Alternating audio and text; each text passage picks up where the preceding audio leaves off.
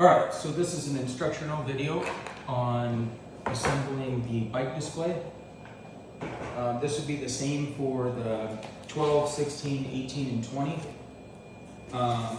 Generally, this is what you're going to get shipped to you. You'll also have what we call the base plate and the cap. This is designed for the footrest to slide underneath here and lock it in so you don't have the bike falling or leaning or whatever else. This should all be assembled and pre-formed. This tab system will be the same through quite a few of our products. So what I like to do is, this is pretty rigid this way, is pre-fold these. It just makes your life a little bit easier.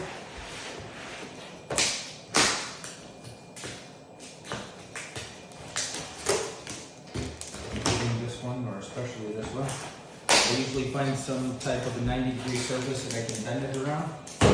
These actually fold out, and this will all start coming together and making sense once it starts taking some shape here. So again, what I was referring to with, you'll see this a lot in these structures, or quite a few, the monolith, the dealer structure and such, is these tabs, these locking tabs. Once they go in and you push them through, you open them up on the back side, and that stops it from being able to come apart. We've actually messed with quite a few things, like Velcro and double-sided tape and all that, but believe it or not, this is the best, strongest way to go about it. So once you open those up like that, that's what it should look like on the inside, and now you have a little bit of structure starting to take shape. Again, fold these wings down here out.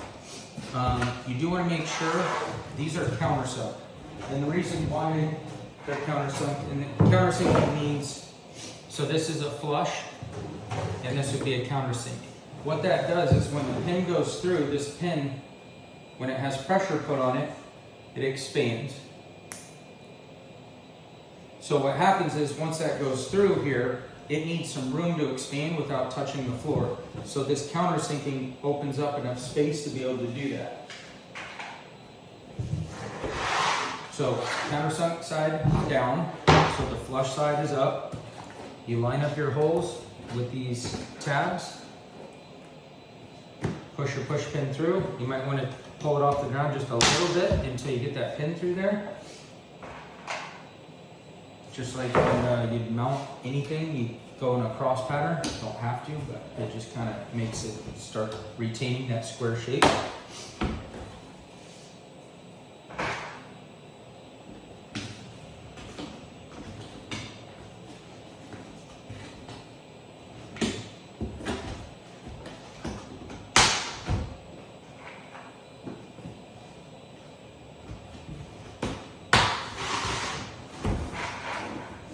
Probably be good if I did this where you can actually see it, right?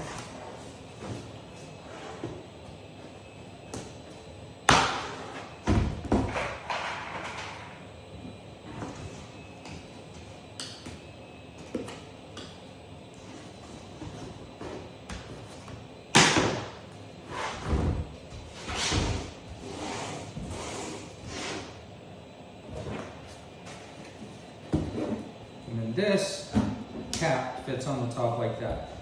On the inside, not on the outside, or any version of that, it slips inside of the base, or the monolith, what we call it. So with this, so that you can kind of get your hand on the underside and give it some support.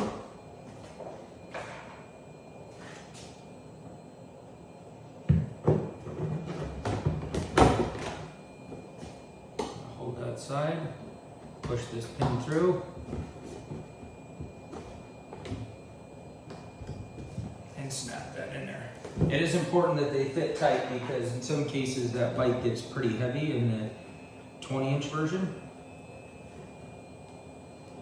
So again, you're going to push it through there. I'm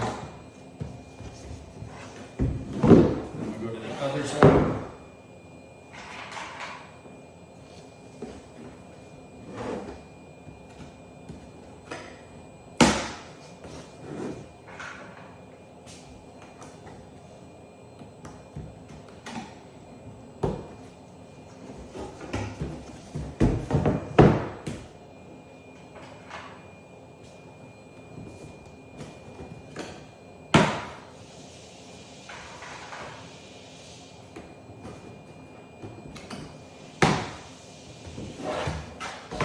go ahead and put the rest of these in, but this gives you an idea of what it should look like when it's all done.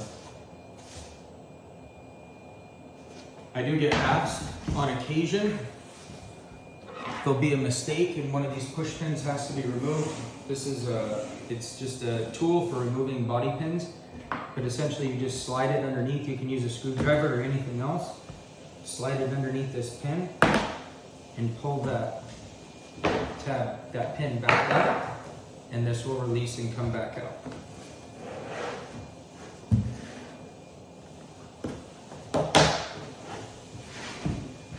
That's it. There's your bike stand.